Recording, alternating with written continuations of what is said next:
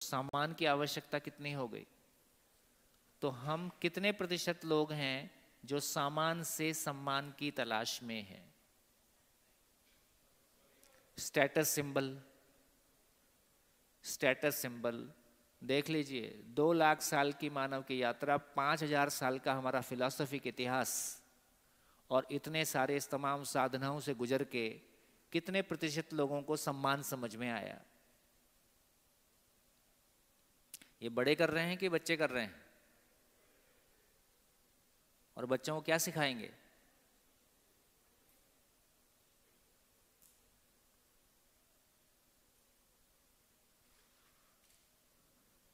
यदि एक मानव सामान से सम्मान की तलाश में जाता है तो सामान असीमित हो जाता है। धरती पे जितना है वो सीमित है कि असीमित है? सीमित है। और मेरे को अकेले को असीमित की आवश्यकता है, तो मैं शोषण करूंगा कि नहीं करूंगा? इसलिए सारे बिजनेस का एक ही स्टाइल है, मोनोपोली। सारे प्लेयर्स को उड़ा दो, सबको खत्म कर दो, और तुम ही अकेले टिको, और पूरी मार्केट कैप्चर कर दो। सारा पैसा कमा के शोषण करके हजारों लोगों को बेरोजगार कर दो, हजारों कंपनियों को, कई कंपनियों को खत्म कर दो, और लास्ट में ये पैसा जब तुमको तंग करेगा तब एक मंदिर बनवा दो।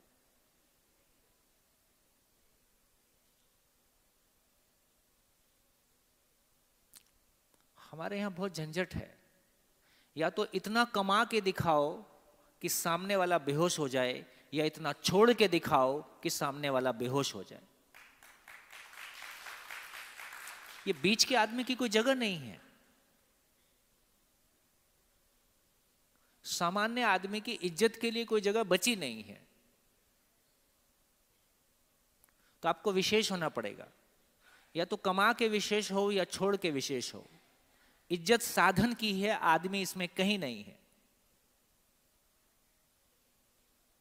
दोनों तरफ साधन ही है। तो ऐसा हम देखते हैं।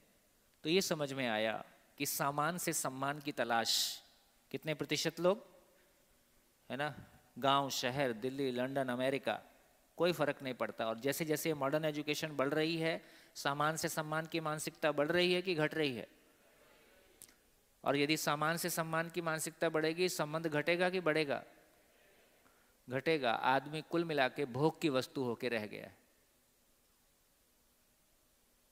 प्यार कोई चीज होती है, देना कोई चीज होती है, संबंध कोई चीज होता है, अपनेपन का कोई विस्तार होता है, मानव में कोई चेतना नाम की चीज होती है, चेतना का कोई बड़ा सुख होता है। कहां से ये ध्यान में आएगा? तो इसका मतलब है